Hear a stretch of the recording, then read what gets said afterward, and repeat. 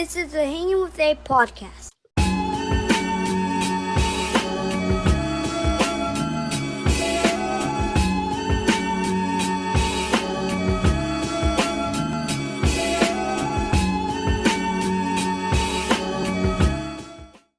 This is the Hanging with A podcast, coming to you always from Boston. Thank you for everybody that has been tuning in, everybody for all your support. I really appreciate that. Please continue to subscribe. Please continue to tap in, continue to check in. It really means a lot to me, so thank you very much. We have a woman on the podcast, second time this has happened for me, but she is an incredible mother. She's an incredible wife. She's a business owner. She's a minister. And she was nice enough to come on here and hang out with us and kick it with us. So, ladies and gentlemen, I give to you Bree. Hi, thank you for having me on. Thank you. No problem. Thank you for coming on. I really appreciate it. So, first and foremost, how's the family? They're good. They're getting big, Yeah. of course. And thank you for everything you said. I'm really humble about that. I sometimes stop and think, oh, is that me? Oh, that is me. No, you're doing I do a lot. Right, you're doing a lot. You're doing a lot. You're doing a lot of good things out here. Thank you. But everyone's good. Husband's good. Kids are good. I'm good. So I hope everything is blessed your way as well. Yeah. COVID. How has COVID been treating you guys? Have you guys gotten it? The kids gotten it? No, we have, thank God, we have not had COVID over here. We've kind of been in our own kind of bubble. Our friends kind of make fun of us a little bit. Our family makes fun of us. We go to work. We do what we need to do. We go to church and we hang out a little bit, but other than that, we're not really out there like that as a lot of people are. We're really trying to stay safe. It's different when you have little babies and you have 2 toddlers. And so we have to be extra cautious with them because they can't wear masks. They can't, even get a vaccine at this point. So we just been really, really careful with them, but thankfully to God, nothing has been over here. I'm a knock real quick and nothing will come over here. Yeah. It's really, really safe. And we hope that anyone that ever has been affected by this terrible disease, that they're doing well and, and just working through it the best they can, because, it's like side effects, like months after Right. too. Oh yeah. I had it back in August. Oh man. And, it was tough. But I was able to shake it and, I'm okay. But it was hard to go through that. My son had it. My daughter didn't get it, but, everything worked out and, we're fine. Good. So when did you get into being a minister? Like when did that happen for you? Wow. So I was called at 9 years old, which Okay. a lot of people don't know that. And I was not the normal 9-year-old little girl. I was into everything. And so I just, God kind of like spoke to my spirit and was like, yeah, I have something for you to do. And the first thing I want you to do is get baptized, And so I said, okay, I didn't even know what, baptism really was. I went to church, which a lot of people do, and just show up with, with your parents, but I didn't really understand what I was doing. But at the age of 9, he just really started really speaking to me, not only just through my heart and just through other people, but through scripture. And I would just go to my mom, like, what does the scripture mean? I think God has a big plan for me. That was my word, big plan. And she's like, oh, really? And everybody kind of like, I wouldn't say downplayed it, but was just like, they knew I was very ambitious, but they had no idea that it would turn into where I am today. Either I didn't know. And so it literally followed me all through elementary, high school. Of course, I'm like, I don't want to do that. Like, I hear you, God. I don't want to do that. I want to do this. And so I definitely had other career ventures. I definitely experienced different things. But at the end of the day, before I married my husband, I told him, I said, look, before you marry me, I've been called to preach.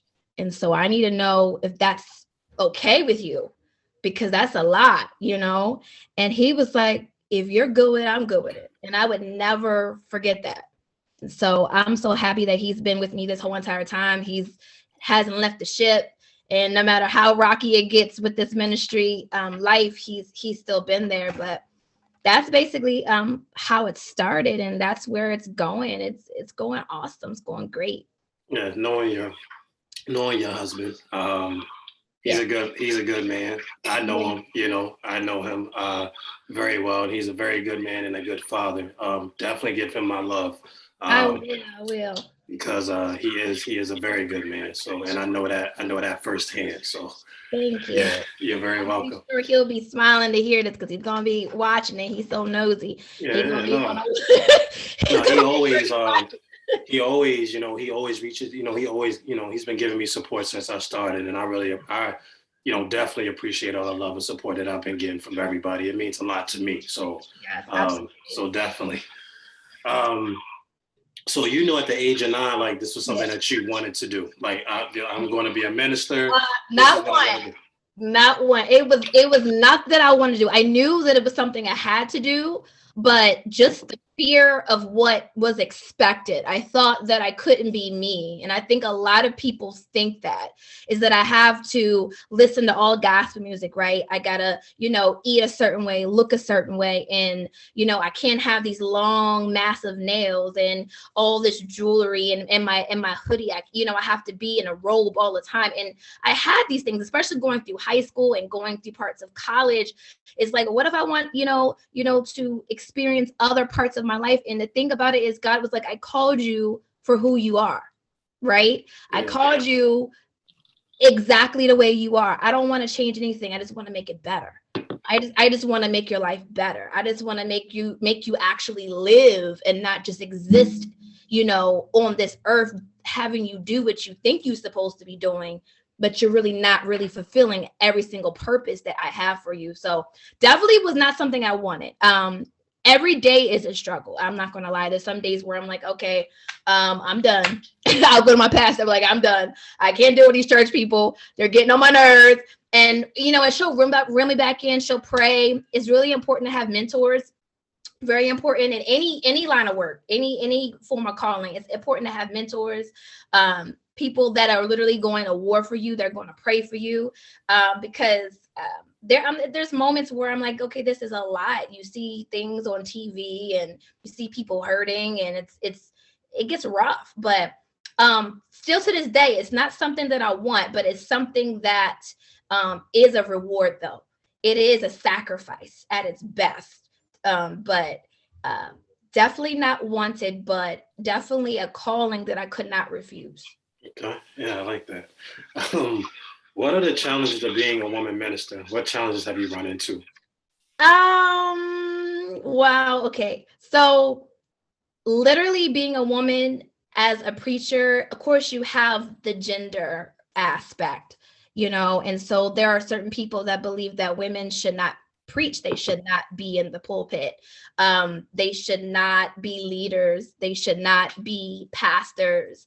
And so it's definitely have its moments. I haven't really experienced any personal pushback, but I do know that it's out there. I'm not naive. I'm still continue to grow with my work and my journey. And so I know my ultimate goal is going to be, and I know it's not going to be easy, but I'm not allowing it to hold me back. Gender is still something that that a lot of people are not ready to see a lot of women in leadership roles, but it's happening. And so I'm just so happy that I have a supportive husband that if any of that should come, he'll know exactly what to do. He's just like, he's just very, very supportive in that way that he will can encourage me to keep going. And I think that's just so important. I just go back to mentors. I go back to having a supportive spouse. I go back to just having really dope friends, is that when you do find yourself feeling like you're insecure or I can't do it because I'm a woman, I can't be a woman preacher. It's like they're there to remind you, yes, you can. And you were built for this. And, you were called at 9, so you can't give up now. So it's definitely hard. I'm pretty sure a lot of women have been treated differently, and it has, but not personally me. Yeah, that's good. Would you like to see more women in ministry? Is that something that you would like to see? More women ministers? Absolutely. I mean, it is nothing against, I have a lot of, people I look up to, one of my pastors, he's taught me a lot as well. And the pastor I have now, she's a woman, Prophet Julia Hickman Swilling, and Pastor Tyrone P. Jones the fourth. Had to get that out. It's long. I had a leader that was a man, now a leader that's a woman. I've had both. I have the best of both worlds. And I definitely would like to see more women. I feel like some women back up because they feel like what I just said, I can't do it because I'm a woman, or I can't do it because I don't feel like I'm qualified enough. And of course, I would like to see more of that. I would love to mentor women as well and help them get over that gap, but it's definitely getting more better. I would say it's definitely more better now than it was back then. Okay. Is there anything like rituals you have or anything that you do before you preach? Yes, it depends on the place and where I'm preaching. If this is something that is going to take a lot from me, like if I'm preaching like series, or if I'm definitely standing before my church and really need to, to really feed that sheep, that really, need a word, of course, I'm turning my plate over. I'm a person where I'll skip breakfast, I'll focus, I'll drink water, I'll drink tea. If I really, really need something, I'll eat some fruit or something like that. But I'm literally like just straight focused. Anytime I go to preach like that, I cannot have no food on my stomach. I just can't. I can't do that. If I'm going and it's not as far as a church building, and this is more so like a conference or something that I'm doing for a friend in a ministry or something like that, that's a little bit later in the day. I like to have Sour Patch Kids, Pepsi.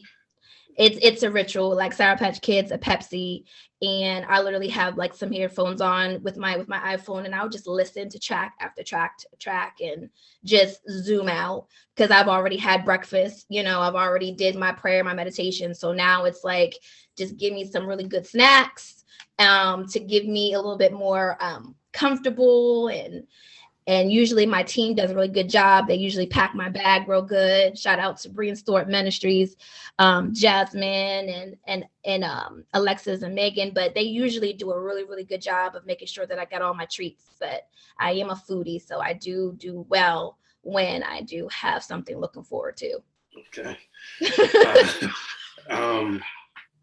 So like, do you travel? As far as do you travel and preach at different churches, or are you just home based? Before COVID, I did travel a lot, just with different churches and also different places like out of state.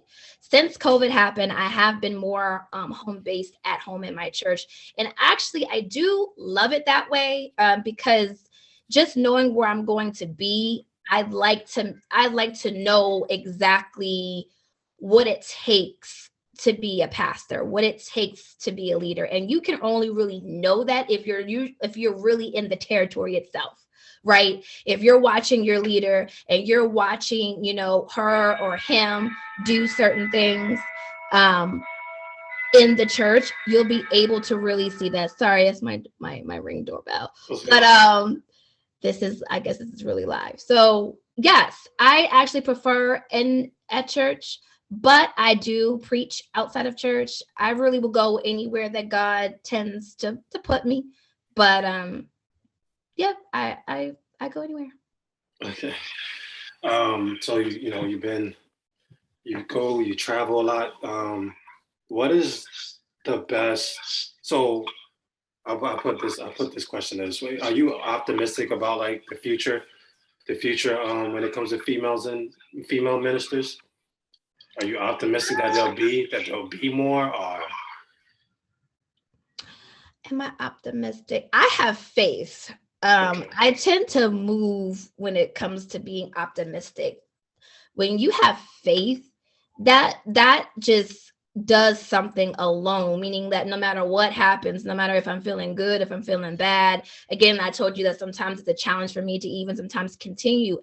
My faith is what sustains me. So yes, to answer your question, my faith allows me to believe there's going to be a lot of more women stepping up to the plate. And if I could ever have any type of help or help, mentor, or just show, more women how it's done, or just to guide them, pray for them, whenever it may be, I would love to do that. But I do have faith that a lot more women will hear the call, even through this, through this interview. It may spark someone to say, wow, she looks like me. Not only is she brown like me, and her hair, it looks nice. She's not too old looking. She still looks young, and she has a big family. How does she do that with 4 kids? I get that a lot too. A lot of women do step back from ministry, surprisingly, because they have a lot of children, or they're married, right? Or it's like, it's a lot that's going on at home. I have a job. And so how can I do all of these things and still be great? And you can.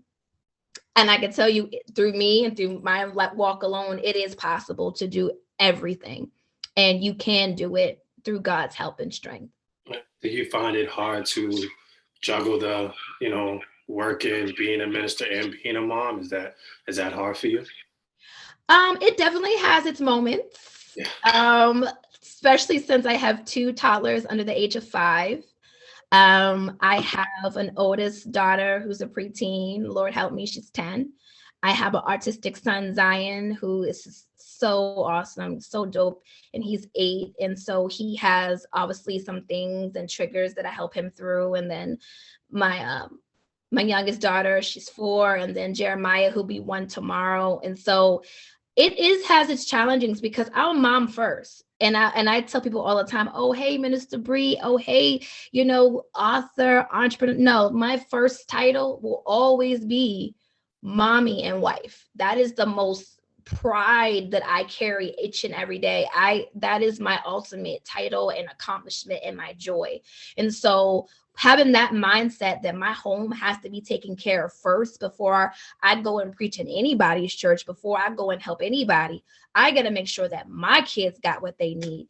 And I got to make sure my husband has what he needs. Because when the family unit is strong, then everything in your life will be strong. And so I feel like a lot of people just in general that have the mindset that I have to do all these other things, and I have to shine and, go to secure the bag and do all that. All that is great. That's wonderful. But if your home unit is not strong, nothing else can survive. Yeah. And my mindset is that, how can I go out here and help people get free and help people find their purpose and help mentor, and my own home is in ruins? Like, there's something wrong with that, right? Yeah. And so I don't feel comfortable doing that. There's been times where I've said, sorry, I'm not going to be able to do that, or I'm not going to be able to preach that day, or I'm not going to be able to teach or mentor or go to that event, because my daughter has a ballet recital, or my husband has to work, and his job is just as important as mine. And so there are times where you do have to compromise. And those are the times that matter the most. The times where my family would say, yeah, she's loved by a lot of people, and she is a servant unto the Lord. But most importantly, when I look up, I see her. There's never a moment when I look up and mommy's not there, or my wife is not there. And that's what's truly important to me. Yeah. You say you mentor. How many other mentors? How many other ministers do you mentor? Not necessarily ministers, but as far as, women in faith and, mm-hmm. And also just in business and other long. Right now, I have about 10 mentees. 10. I know I had to squint a little bit. 10. I have about 10 mentees, and they are different ages, different backgrounds, and they're beautiful women, strong women, Black and white. Hello. And so it's a wonderful, wonderful thing to see. And that some of them I do see, I could see them being a preacher. I don't want to scare them. But my job is not to push them, is to empower them. That is our word for my church at First Macedonia, is that the word is empower. And so my job is just to empower them, to inspire them, right? By my walk and my faith and just being that example. And through that, if they get closer to where they're supposed to be, they're wonderful.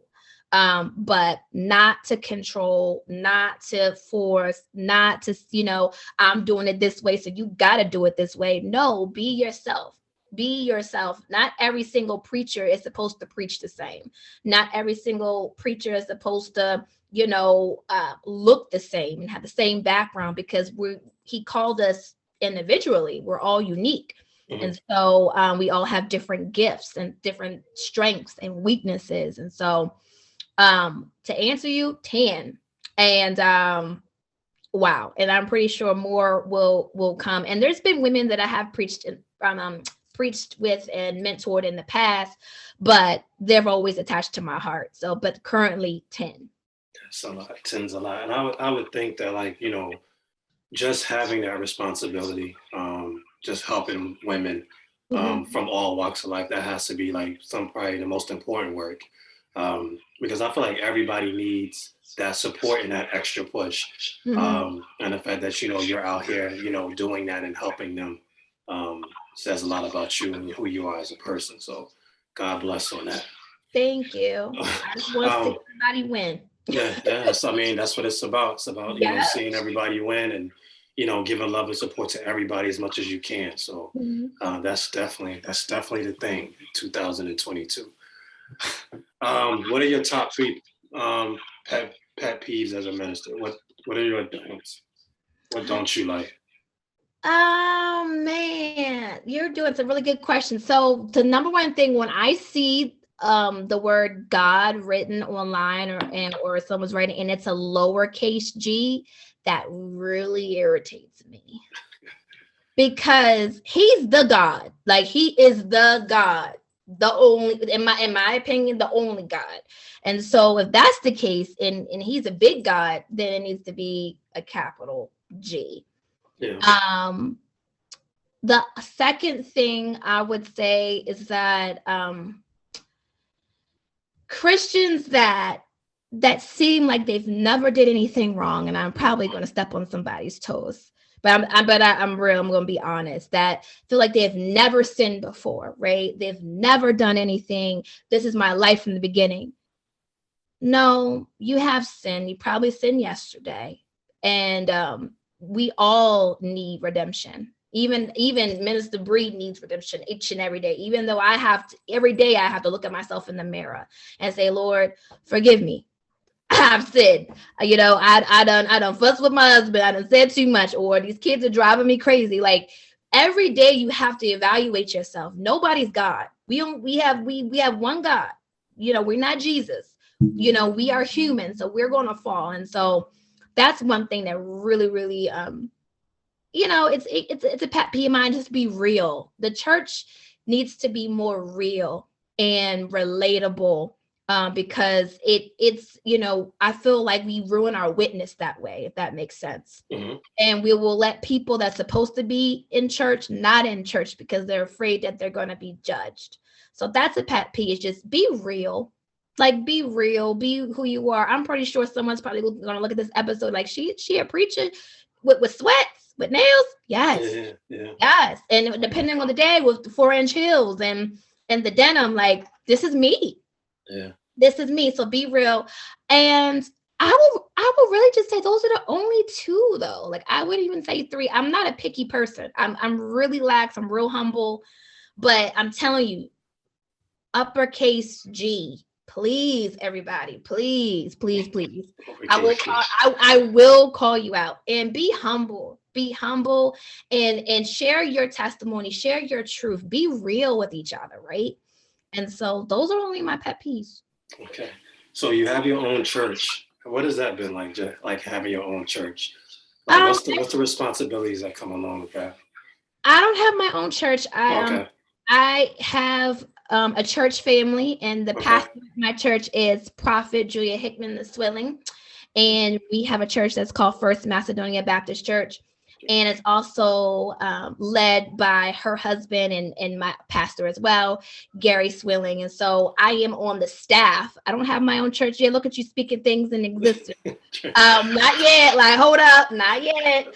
No, I am associate minister at First Macedonia Baptist Church, and it's wonderful. I love it. I love it. We're a small church on the bottom of the hill, and it's just they're just really, really good people. Like really good, humble, open, funny people. Like there's times where I go to church, I don't want to leave. Literally, my husband's like, "Are you coming home?" "Yeah, I'm coming home." It's like sometimes I just want to sit there and just not. It's just a presence I feel when I go in there. It's like this place is holy, and I can feel it. I can feel it. I can touch it, and it's just a wonderful feeling because not every church feels like that. I'm real. Not every place of worship feels that way. And in order for it to be that way, it takes people being real in their faith and sharing with each other's struggles and praying for one another. And so it's wonderful. I love it. I'm one of the leaders and I help whenever I'm needed. And it's wonderful. I love where I'm at. Now, I would take it that at some point you do want to have your own church, though. Is that something that you want to do? Or are you just fine for right now? So whatever that God leads me, I truly believe that one day I am called to be, in a different position to lead. And whatever God leads me to do that, I pray that he gears me up and he gets me ready. He's still working on my heart. I look at my pastor's heart and she has a heart of gold. Like she loves hard and she wars hard. She doesn't have a stop button. You know how sometimes you just get tired and you clock out. It's like I could literally call this woman at like 2 a.m. and she's like, "You good?" And so I'm taking my time with it. Like I understand that it's definitely something bigger that's coming, but I'm taking my time because that's a huge responsibility. And it's something that I want to desire to just be a little bit of a fraction with my pastor. If I could just be a little bit what she has, I'll be good. But I know that it took time. It took time and sacrifice to be there. And so I'm taking my time. Is it something that I'm open to? Absolutely. But I'm in a rush to be there? No. Because God is still working on my heart. People still going to my nerves.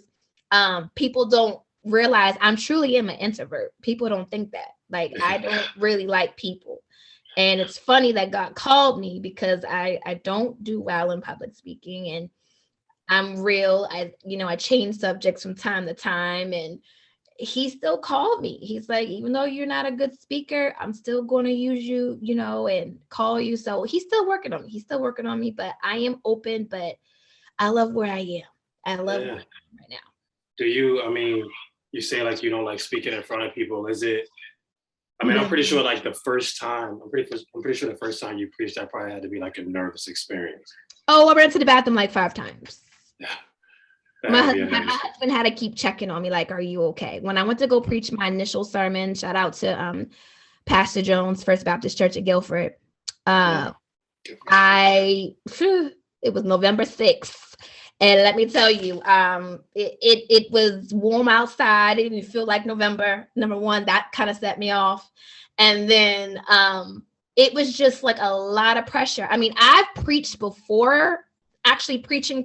I've been preaching my whole entire life. My mom told me even when I was little, I was like telling her stories and sermons, literally in my diaper, she says, telling her what to do. But it's different when God has, called you and God has put you in the place that you are, because it's like, I can't disappoint God. I don't care about disappointing man. That's what's going to happen. That's the inevitable. Like I'm going to disappoint people.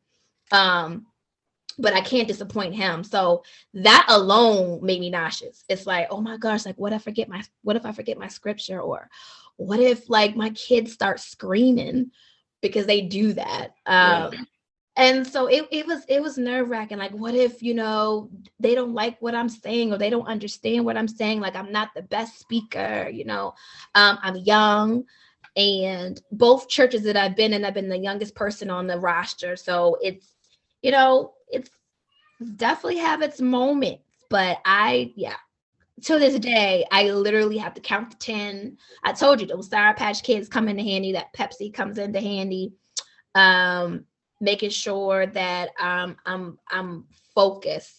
Worship music comes into handy and all that good stuff, because I definitely get really nervous. I'm not gonna lie. And someone's gonna probably think like there's no way. Like, I heard you preach. Like, I heard you preach and you don't act like you're afraid of nothing. Oh yes, I am. And as I'm preaching, my stomach is turning and I'm just hoping that nobody hears it. But definitely got bad nerves.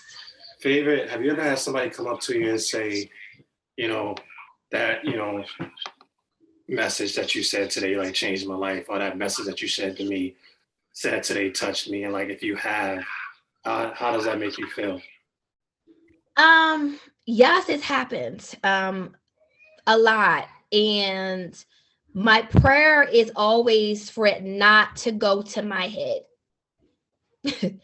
And because the first time you hear it, I'll be real with you, and then like people are like, oh, she is being really real. First time when I was newbie, first 2 years in, I'll be honest with you, it went straight to my head. Poof, like ego was just like, wow. And God was like, that was me though. That wasn't you. That wasn't you. Oh, you thought that was you? Oh, that's funny. You thought that was you. And so he had to humble me, sit me in the corner a little bit. And we had a conversation, and I said, okay, God, got it. And so I always tell people, people, they come and they praise me like, oh my gosh, you changed my life. It's the number one thing I heard. Oh, you've changed my life. You've helped me. I said, no, God changed your life. Wasn't me. Yeah. I'm just the instrument. I'm just the messenger. Right. And sometimes I don't get it right. And so I'm glad that God showed up. I'm glad he did what he did. And I automatically put it back on him.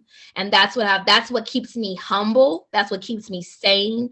That's what keeps me knowing that the same people that can love you next day, they can hate you. And people don't tell people that are public figures. That you may have people that are fans or supporters or people that follow you on IG and Facebook. You'd be like, oh my gosh, I watched all your sermons. I read your book, Minister Bree. Please get Rebirth on Amazon. It's still doing really awesome. And sign the book and everything. And then you're in a blog. You know what I'm saying? You're like, what? Like, how does that happen? And so that's what keeps you humble, is automatically putting it on God, not yourself. And knowing that someone can say, I love you, wow, and can find something negative about you the next day. And so that keeps me humble. And I just keep putting on him, like, God did it. Thank you. But he did it, not me. Yeah. I mean, you're a minister, you're a business owner. You have your hands in so many things. And it seems like you just keep control and keep everything, under control. Like, how, because you said you wrote a book. So like, I'm pretty sure you had to sit down and like really take time to do that. So between being a minister, and then writing the book, how was that experience? Like, was it hard to do that, or how was that? It was definitely hard to write a book. I wrote about loss. I'm not going to give it away because some people may not have my book, but I wrote about the loss of one of my children, and losing a child changes you. And so that was the hardest thing to write about. And some people had an idea knew who I was, but really did not know who I was. And so for you to write something powerful like that, it takes isolation. So for the life that I have, I'll be with you, I don't go out much. I stay to myself. If I do go out, I make sure that I protect my energy at all times. If I feel like the energy has shifted, or if I feel like, God is saying, okay, let's, wrap it up. You got to go, and you got to, go back, and get some rest and restore for the next day. I do that. And so it's a sacrifice. A lot of my friends are like, oh, hey, let's hang out like old times. Let's go out. And I'm like, the life that I have to be great, I can't, my rest is important. My peace is vital, and if you're costing it, then, to have a friendship with you that's too expensive for me. And so it took a lot of isolation when I work on certain projects. I have to stay to myself, and I don't come out of it until it's done. That's just simple as it is. I have to focus. I'm really easily to be distracted. And so if you know that you're easily distracted, then you really have to isolate yourself so you can do what you need to do. I like that. Who are some of your favorite ministers? Some of the people that you like to watch, or you like to go and watch, or you watch online, or you watch on TV? Like, who are some of your favorites? I don't have that many because, again, I'm very picky. Okay. But I love Bishop T.D. Jakes. He keeps it real. And even though he's been in the game for a long time, it's like he preaches on the basics. He's not all about the glitz and the glam and, all of that. I also like his daughter, Pastor Sarah. And those are really like my top that I really kind of like follow. I don't really get into all the new people. I do like Stephen Furtick, I believe he is. But that's about it. Okay. So I ask everybody this question. Mm-hmm. So I'm gonna ask you, if you could invite 10 people to a dinner, dead or alive, who would you invite? 10 people. Wow. Dead or alive. Questions. Dead or alive, who would you invite? Dead or alive? Well, oh my gosh. Okay, so I gotta put my hands up, make sure I'm saying it because I'm gonna get too excited. So of course I gotta have my parents there. I love my parents. Mm-hmm. I have to have both my pastors, so that's 4. Mm-hmm. I'm a really, really, really advocate on the movement, so I have to say Martin Luther King. Mm-hmm. I would love to pick his brain, just pick it all day long, and just certain things why he did things. I will also do Malcolm X. Just want to pick his brain. Michael Jackson. Tupac. This is gonna be like the most random table, and so, but they're really deep people. Kanye. Oh yeah, Kanye. And Jay-Z. So that's going to be like the most brilliant conversations. Yeah. Not a lot of women at the table, though. I just realized that. I have my mom and my pastor. The most important person I want to add there would also be my husband. So we got to add my husband in there as well. But yeah, that's not, it's not a lot of, it's not a lot of women, but I just love what they stand for. A lot of who I just mentioned had a bad rep, still have a bad rep, but I truly believe that they're prophets. That's just me. I truly believe they were, or they are. They had no idea. They have gifts and talents, and I feel like they have a lot more knowledge than we have yet to experience. And the ones that went past, I just wish that I could just have a couple conversations with them. Yeah, I mean, I would definitely have Jay-Z at times. I would definitely have Michelle Obama at times. Oh, she's good. I should have mentioned her. I would definitely have Michelle there. Yeah, and who else would I have at mine? I mean, that's definitely have them. Jay-Z would definitely be there because I'm just a big fan, and I think he's a brilliant. When it comes to the business side of things. Nipsey Hussle would be there because I think he was on the verge of just great things, and I think he was going way too soon before he could see those things happen. Who else? This might raise a couple of eyebrows because I know how people feel about him, but I would have Minister Louis Farrakhan there. I think there's just a lot of questions I would want to ask him about the nation, just about the movement in general. I would have him there. probably Elijah Muhammad as well. Same thing, because I've I'm always, interested in like just faith in general. You know what I mean? Like, and I love talking to like a lot of different people who have a lot of different views on a lot of things. Some people believe this, some people believe other things, but it's nice to be able to have those conversations with people to just understand, this is how I feel about this. Yeah. And I'm pretty sure you probably run into that as well. Like people may not have your same view, but they may have a different view. But it's just about like listening, just taking all that in. Exactly. So yeah, that'll definitely, I think that might be 10. And like, of course, like, my mom and, my kids. And Yeah. so yeah, that's all complete minds. So Yeah. 2022, what do you hope to accomplish in 2022? What is your mission? My mission is to empower as many women and men and children as possible. To bring clarity, wisdom, and just really good energy, and really to tell them that there really is one true God.